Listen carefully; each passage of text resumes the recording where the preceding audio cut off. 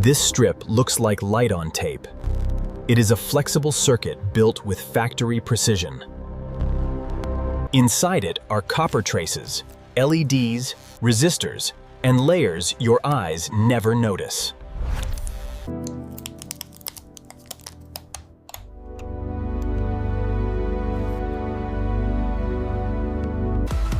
Hey everyone, welcome back to the stream. We're jumping straight into the ranked matches today, so wish me luck. That line begins here, where flexible circuits turn into controlled light. Before sunrise, May checks the night shift's data before the first reel moves.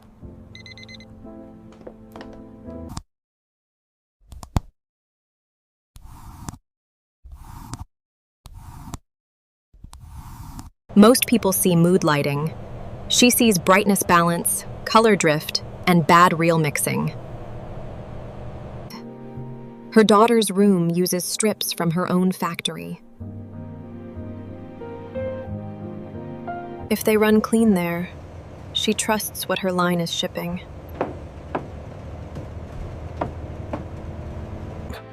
And today, one bare roll is about to begin that journey. Before this roll enters the line, its materials have already crossed multiple supply chains. Its base is flexible polyimide film, laminated with thin copper. That copper is etched into power rails, LED pads, and cut points. Even the cut mark is engineered, so shortening the strip does not kill the circuit. The light source arrives separately, already built into tiny surface mount RGB packages. Inside each package, separate dies create red, green, and blue light. Then each LED is sorted by measured output. That step is called binning. Mix the wrong bins, and one section glows different from the next. The rest is just as important. Resistors, control chips, adhesive, and protective silicone.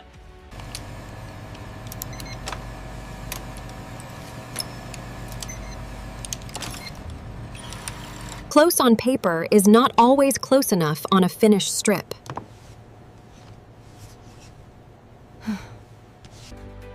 Only then does the first bare roll move into assembly. Printing comes first. Every pad gets a measured deposit of solder paste. A 3D scanner checks height and volume before any component is placed.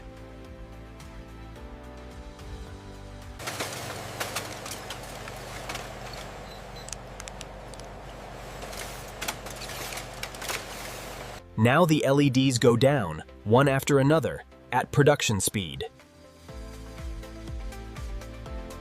Fast is not enough. Each package still has to land square on its pads.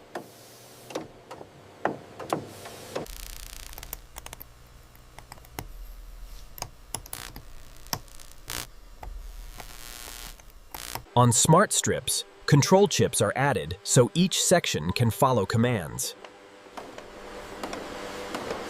At this stage, everything is still temporary. The oven makes it permanent. Inside reflow, controlled heat melts the solder and forms every joint. When it comes out, the strip is no longer a layout. It is a working circuit. Optical inspection checks alignment, polarity, bridges, and missing components. One wrong LED is enough to stop the strip here.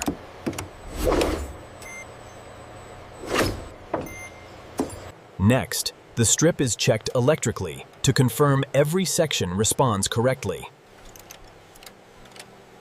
Then comes the first light. Red, green, and blue must all switch cleanly. Meters verify brightness and color so one end matches the other.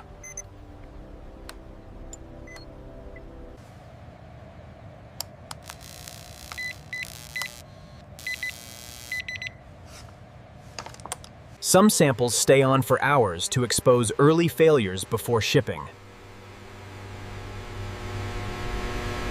For waterproof models, a clear protective layer is added over the circuit.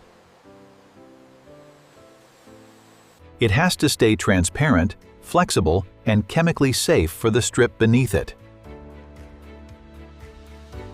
Then the adhesive is applied, so the strip stays where customers mount it.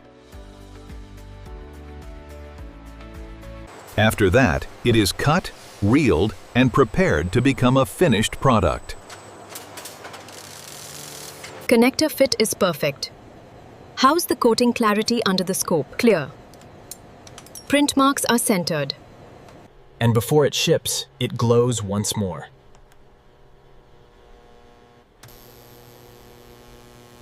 Only after that final test does it become a product ready to leave.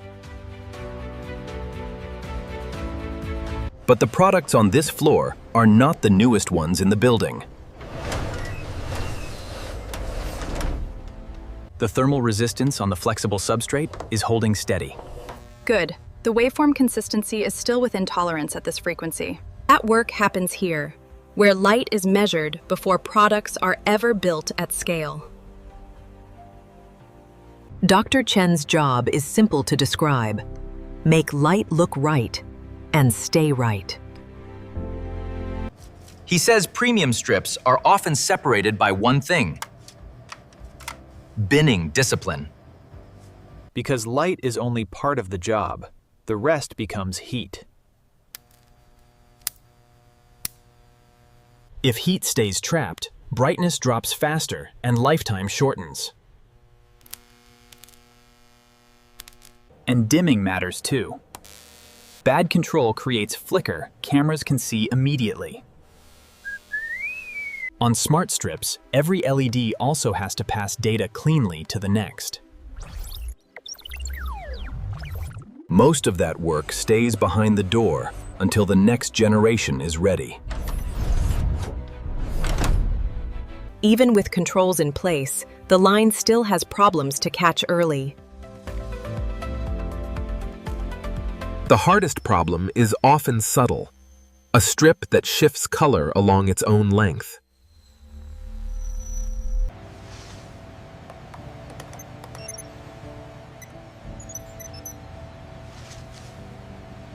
Average readings can pass a strip that still looks wrong to a person. So close reels are sometimes separated to keep one run visually consistent. Another problem is mechanical. These joints have to survive flexing after they leave the factory. Mounted correctly, the strip lives.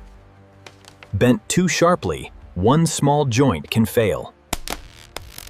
For waterproof models, moisture is the long-term enemy. That is why the coating itself is tested before it ever reaches the line.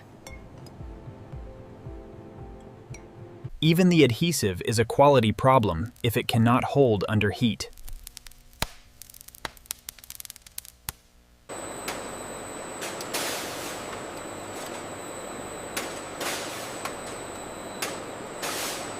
The line ran smoothly all day. Check the OEE on screen 3. We had a slight dip around 4 p.m., but it recovered. Got it. I'll keep an eye on the throughput here. See you tomorrow. What looks small on a desk becomes massive when a factory builds it at scale. At home, these strips shape kitchens, bedrooms, hallways, and media rooms. For creators, they turn ordinary rooms into recognizable on-camera spaces. And in business, they create mood, guide attention, and disappear into architecture. In tech and automotive spaces, they became part of how products now look and feel. And in every one of those places, consistency matters more than people realize. She trusts the raw trend before she trusts the summary. Every line keeps a golden sample. It is the visual standard production chase. On this floor, one wrong reel is not a small mistake. Some workers here have built LEDs since they were just indicator lights. At home, her daughter only knows one thing: the lights never flicker.